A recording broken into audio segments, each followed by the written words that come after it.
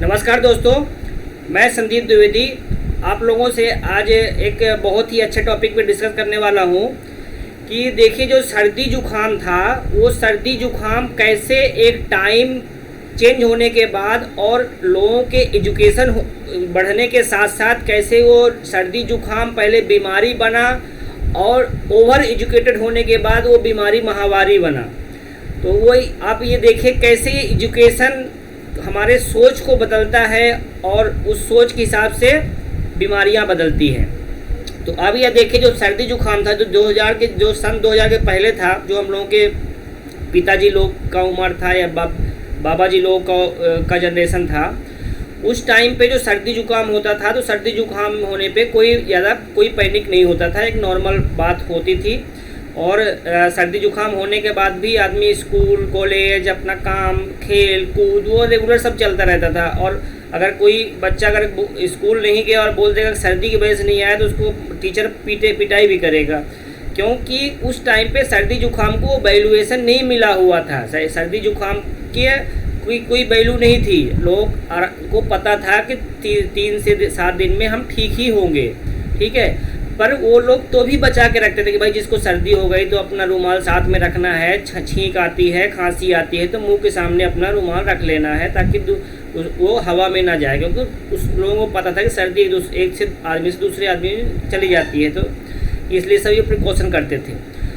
अब सर्दी होने का एक्चुअली 200 तरह के वायरस होते हैं जिसकी वजह से सर्दी होती है, पर उसमें से स्पेशली कोरोना वायरस और एक वायरस और रहता है रेनो वायरस। ये दोनों वायरस प्रमुख वायरस हैं जिनकी वजह से सर्दी होती है, और ये आज से नहीं सदियों से हो रही है उन्हीं वायरसों की वजह से, और बॉडी हमारा इम्यून रहता है इन वायरसों के प्रति।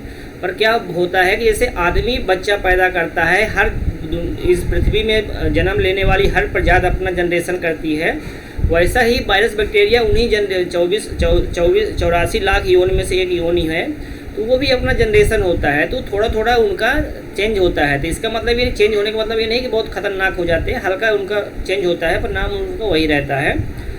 उसके बाद देखिए क्या हुआ दोस्तों कि 2000 के बाद जो हुआ तो जो इसमें सर्दी जुकाम था, तो सर्दी जुकाम में जिसका क्या लक्षण रहेगा, सर्दी हो जाएगी, नाक जाम हो जाएगा, खांसी आएगी, छींक आएगी, बुखार आएगा, थकान होगा, सिर में दर्द होगा, बदन में दर्द होगा, ठीक है ना, गले में खराश होगा, ये सब सिम्टम होंगे सर्दी के पहले भी होते थे।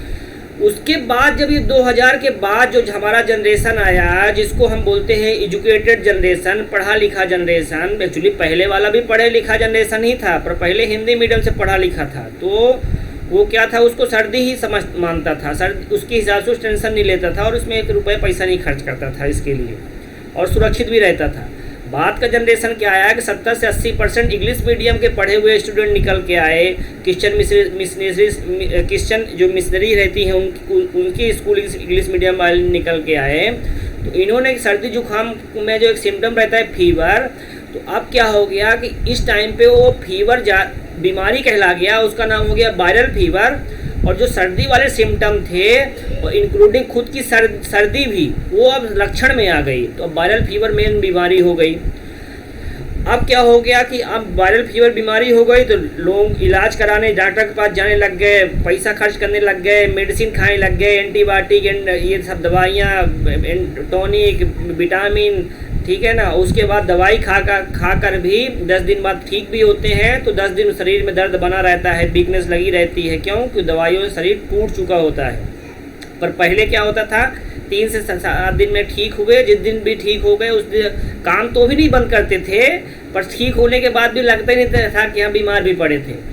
अब आपका जनरेशन तो काफ़ी ज़्यादा एजुकेटेड है, 95% इंग्लिश मीडियम स्टूडेंट जो पढ़ाई कर रहे हैं, हिंदी मीडियम में कोई पढ़ ही नहीं रहा है। अब क्या हो गया है कि यही वायरल फीवर जो है, तो जिन 2 वायरसों की वजह से ये होते थे, तो अब डायरेक्ट न सर्दी जुकाम बोलना है और न बोलना है वायरल फीवर, अब तो डायरेक्ट वायरस का नाम लेना है, कोरोना वायरस हो गया या राइनो वायरस हो गया। अब चूँकि कोरोना वायरस 15 से 30% मामलों में जिम्मेदार होता है, राइनो वायरस 30 से 80% मामलों में जिम्मेदार होता है। तो अब तो डायरेक्ट इनका ही नाम लेने का, और इनके नाम लेने के बेस पे क्या करने का है कि सर्दी जैसी छोटी सी बीमारी जिसकी कोई वैल्यू नहीं, कोई औकात नहीं, उसके पीछे भी 2 से 3 लाख रुपए लोग खर्च कर दे रहे हैं। और ऊपर से जो जाते हैं तो 100 में जाएंगे तो 10 तो बचते ही नहीं हैं। तो यही है दोस्तों। अब इसमें जो कि सिंपल सा ट्रीटमेंट रहता है जुखाम के लिए, क्या है, तुलसी है, अदरक है, काली मिर्च है, दालचीनी है, इनको मिलाना है, पानी में उबालना है, पानी मिला के पानी में डाल के और उसको सिप सिप करके पी लेना है। सर्दी के लिए क्या है दोस्तों कि वो जुखाम के लिए हो गया सर्दी के लिए। अब खांसी के लिए क्या है, मुलेठी है, पानी में डाल के उबालना है, उसको सिप सिप करके पी जाना है। बुखार के लिए क्या है, गिलोई है और इसको तुलसी में मिला करके पानी में उबालना है, उसको पीना है। और बुखार कम करने का दूसरा भी तरीका ये है कि उससे के लिए क्या करने का कि टेम्परेचर मैनेजमेंट, गीली पट्टी देने का माथे पे, पेट पे या दोनों पैर पे। तो गीली पट्टी देंगे और आधे घंटे से लगातार हर 10 मिनट में पट्टी चेंज करते रहेंगे। जैसे पानी थोड़ा पट्टी का गर्म पड़ेगा उसको चेंज कर देंगे, तो मतलब हर 5 से 10 मिनट में पट्टी चेंज करेंगे। तो ऐसा होगा कि आधे घंटे से, जब पट्टी लगाते हुए आधे घंटे हो चुका रहेगा, तो आधे घंटे से 1 घंटे के बीच में शरीर में टेम्परेचर डाउन हो चुका रहेगा और बॉडी में कपकपी छूट जाएगी। मतलब आपका टेम्परेचर डाउन होगा और ठंडी लगने लगेगी, तब आपको कंबल में आके लेट जाना है, कंबल ओढ़ना है, सो जाना है। मतलब आपका बुखार उस समय उतर चुका रहेगा। सिर्फ बाहर से और अंदर से बॉडी का टेम्परेचर बना रहेगा, जो कि वायरस बैक्टीरिया से फाइट करता रहेगा, जिससे आप सुरक्षित रहेंगे। आप दवाई खा लेते हैं, दवाई खाने में क्या होता है कि बाहर से टेम्परेचर तो डाउन होता ही, अंदर से टेम्परेचर भी डाउन हो जाता है, जिसकी वजह से वायरस बैक्टीरिया एकदम ज़्यादा प्रभावी हो जाते हैं, ज़्यादा तेज़ी से मल्टीप्लाई करने लगते हैं और उस कंडीशन में पेशेंट या आदमी की मरने के चांसेस ज़्यादा होते हैं। आप चाहे घर पे दवाई खा लें या फिर हॉस्पिटल में दवाई खा लें, कंडीशन एक ही बनने वाली है, क्योंकि बॉडी को ये नहीं पता रहेगा कि आप हॉस्पिटल में हैं या घर में। आपने एलोपैथी दवाई खाया या घर में खाएं या हॉस्पिटल में, सेम सिचुएशन बनती है। तो अभी होता क्या दोस्तों, कैसे टेम्परेचर मैनेजमेंट किया जाता है, तो ये आप ये देखिए वीडियो, यहाँ पर पट्टी लगाई जाती है माथे पे, पेट पे और दोनों पैर में। तो आप ये देखिए, टेम्परेचर 100 ऊपर जाता है, तो ऐसे ही गीली पट्टी लगाने का, एक सिर पे लगाने का, एक पेट पे लगाने का और ऐसे दोनों पैर पे लगाने का। इससे क्या होगा कि टेम्परेचर डाउन हो जाएगा और इस टेम्परेचर को बर्दाश्त कर सकते। अब दोस्तों जैसे कि जो ये जब मतलब इसका WHO का जन्म हुआ 1948 में, उसके बाद ये सब वैक्सीनेशन वगैरह चालू हुआ। मेनली 1960-68 से ज़्यादातर वैक्सीनेशन होने लग गया। अब 2000 के बाद तो अभी तो बहुत ज़्यादा हो रहा है, लड़कों बच्चों को लगभग 48 से प्लस वैक्सीनेशन लग रहा है। तो उससे हुआ क्या, पहले जब वैक्सीनेशन नहीं लगता था तो लोग बाग 100 साल जी रहे थे। आजकल वैक्सीनेशन लगने के बाद बोलते हो पोलियो की वैक्सीन लग गई, मीजल्स की लग गई, मम्स की लग गई, रोटा वायरस की लग गई, पोलियो की, मतलब बहुत सारे इनकी लगाते हैं। तो लोग यही समझते हैं कि वैक्सीन की वजह से फ़ायदा है, पर आप अगर ग्राफ उठा के देखेंगे कि जब बीमारी आई है तो बीमारी आने के टाइम में कितने लोग मरते थे और जब वैक्सीन लॉन्च हुई है उस टाइम पे कितने लोग मरते हैं, तो आप जितनी भी बीमारियां हैं सबका ग्राफ एकदम से, अगर जो टॉप जब आई थी यहाँ थी और जब ट्रेंड घटते घटते घटते घटते ऐसे आ चुका रहेगा। तो इस कंडीशन में वैक्सीन लॉन्च हुई है, ठीक है। जब वो ऑलरेडी नीचे आ रहा था, बिना वैक्सीन के भी नीचे ग्राफ आ रहा था।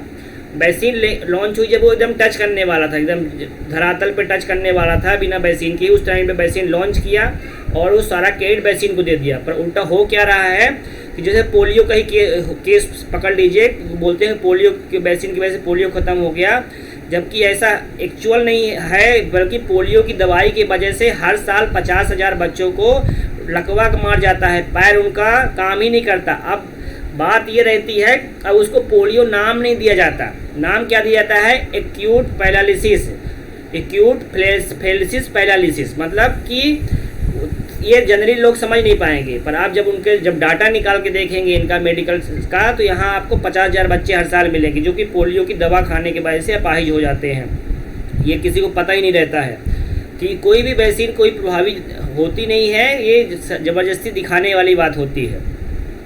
तो इसलिए दोस्तों आप ये, अगर आपको वीडियो अच्छा लगा हो दोस्तों, तो इसको एक बार लाइक करिए, कमेंट करिए, ठीक है दोस्तों। और लाइक कमेंट करने के साथ सब्सक्राइब करिए, दूसरों लोगों के साथ शेयर करिए, ताकि दूसरे लोग भी जानें और अपना डॉक्टर खुद बनिए, ताकि आप अपने खुद को और अपने फैमिली को सुरक्षित रख सकें। बाकी अपने आप को सेफ रखने के लिए का दूसरा कोई तरीका ही नहीं बचा हुआ है, जिस तरह से अभी देश में षड्यंत्रों का एकदम माया जाल चल रहा है। तो